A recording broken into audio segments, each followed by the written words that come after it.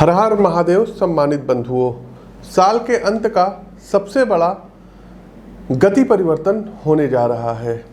न्याय अनुशासन के देवता, ग्रहों में सबसे अधिक पावरफुल या यूं कहें शक्तिशाली और आपके जीवन को सबसे ज़्यादा प्रभावित करने वाले दंडदाता शनि अपने आधिपत्य वाली अपनी मूल त्रिकोण कुंभ राशि में 4 नवंबर 2023 को 8:26 पर मार्गी होने जा रहे हैं। साथियों, दीपावली के जस्ट पहले ज्योतिष में होने वाला इतना बड़ा परिवर्तन 7 राशियों के लिए जहां महालाभ की स्थिति बनाएगा, वहीं 4 राशियों के बंधुओं को संभल कर रहना होगा। तो आइए बिना समय गवाए जानते हैं कि आपके लिए शनि का मार्गी होना कैसा रहेगा। समस्त राशियों के लिए उपाय कार्यक्रम के अंत में बताएंगे, अतः पूरा वीडियो अवश्य देखिएगा। आपकी जानकारी के लिए बता दें साथियों कि प्रस्तुत राशिफल आपकी चंद्र राशि व आपकी नाम राशि दोनों पर संयुक्त रूप से आधारित है। इसके अलावा साथियों, यदि आप व्यक्तिगत तौर पर अपनी जन्म कुंडली का विश्लेषण करवाना चाहते हैं तो लखनऊ में आप हमसे मिल करके व्यक्तिगत तौर पर विश्लेषण करवा सकते हैं। स्क्रीन के दिए गए नंबरों पर व्हाट्सएप कर सकते हैं। प्रत्येक माह दिल्ली आगमन होता है तो दिल्ली में भी आप हमसे मिल सकते हैं। आगे बढ़ने से पहले साथियों, आइए वीडियो को लाइक कर दीजिए, शेयर कीजिए और कमेंट बॉक्स में जय श्री राम का उद्घोष कीजिए। आगे बढ़ने से पहले साथियों, कुछ लोगों को शुभकामनाएं देते हैं जिन्होंने हमसे परामर्श लिया था और उनके एग्जाम क्लियर हो गए, सरकारी नौकरी लग गई। तो सबसे पहले देखिए, अमनजोत कौर हैं, कनाडा में रहती हैं और इनका एग्ज़ाम था, परामर्श इन्होंने हमसे लिया था तो इनका एग्ज़ाम क्लियर हो गया। ढेर सारी अमनजोत आपको शुभकामनाएं। उसके बाद दर्शकों, राजू जी हैं, ये बेसिकली राजस्थान से हैं और आप इनका जो है मतलब मैसेज भी पढ़ सकते हैं, तो इनकी भी सरकारी जॉब लग गई है, इनको भी ढेर सारी शुभकामनाएं। इसके अलावा साथियों, राहुल यादव हैं, राहुल यादव का चयन बीपीएससी में हुआ है तो इनको भी ढेर सारी शुभकामनाएं। वहीं सुष्मिता जी का भी चयन जो है शिक्षा जगत के क्षेत्र में हुआ है तो आपको भी ढेर सारी शुभकामनाएं। आकांक्षा सोनी जी का चयन यूपी पीसीएस में हुआ है तो आकांक्षा जी आपको ढेर सारी शुभकामनाएं। साथ ही साथ भावना जी का भी चयन जो है यूपी में हुआ है और प्रवक्ता पद पे हुआ है तो भावना जी आपको भी ढेर सारी शुभकामनाएं। ईश्वर कृपा दृष्टि आप पर बनाए रहें। अजेंद्र जी का जो है चयन भी जो है एआरओ पोस्ट पे हुआ है। अजेंद्र जी आपको भी ढेर सारी शुभकामनाएं, प्रभु का आशीर्वाद आप पर बना रहे। तो तमाम ऐसे लोग हैं जिनका चयन हुआ है और आप इनके जो है स्क्रीनशॉट देख सकते हैं, अपना इन्होंने जो है अनुभव शेयर किया है। आगे बढ़ते हैं मिथुन राशि। मिथुन राशि के जातकों, शनि आपके अष्टम और नवम भाव के स्वामी हैं और नवम भाव में मार्गी हो रहे हैं तो पिता के स्वास्थ्य को लेकर के आपकी चिंताएं यहाँ पर शनिदेव बढ़ा सकते हैं, जिसमें मुख्य समस्या स्वास्थ्य से जुड़ी हुई दिखाई दे रही है। आपके पिता का स्वास्थ्य अकस्मात प्रभावित हो सकता है, जिसमें मुख्यतः हड्डी, न्यूरो और मानसिक तनाव की स्थिति नकारात्मक रूप से प्रभावित होगी। आंखों से रिलेटेड भी कुछ दिक्कत हो सकती है। स्वास्थ्य संबंधी खर्च इस गोचर कालखंड की इस अवधि में अकस्मात रूप से बढ़ेगा, जिसके कारण बचत प्रभावित होगी। आपके लिए सलाह है कि डॉक्टर के लगातार संपर्क में रहें एवं किसी भी नेगेटिव हेल्थ इंडिकेशन को हल्के में मत लीजिएगा। आध्यात्मिक प्रक्रियाएं जैसे नित्य ध्यान, स्वाध्याय एवं भक्ति आपके मन मस्तिष्क को राहत देंगे एवं मुश्किल स्थिति में समाधान प्रदान करेंगे।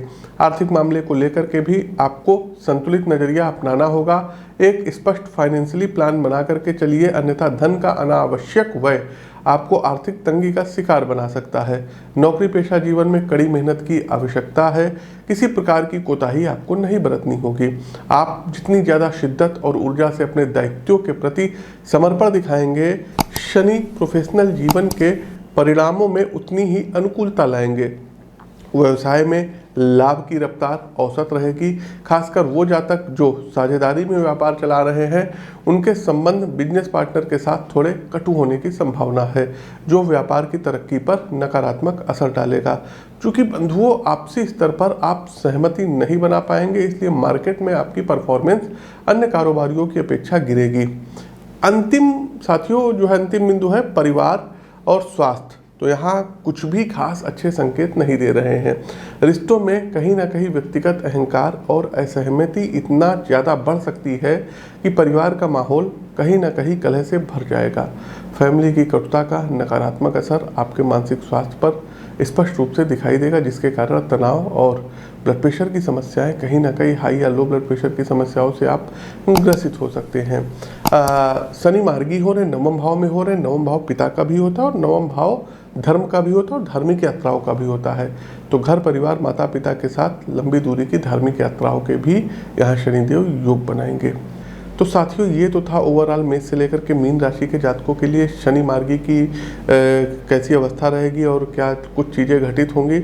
आते हैं अंतिम पड़ाव उपाय पर। उपाय क्या करना है, तो देखिए, जिनके ऊपर ढैया चल रही हो, 7.5 का चरण हो, जैसे कर्क राशि वृश्चिक राशि के ऊपर ढैया है, मकर कुंभ और मीन राशि पर 7.5 है, इन लोगों को करना क्या रहेगा, शनिवार वाले दिन एक लोटे में जल भरना है और शाम के समय पीपल के वृक्ष पर जल चढ़ाना है, 7 बार परिक्रमा करनी है और शनिदेव के दर्शन करने हैं, लेकिन फ्रंट से नहीं, सामने से आपको दर्शन नहीं करने हैं, साइड से करने हैं।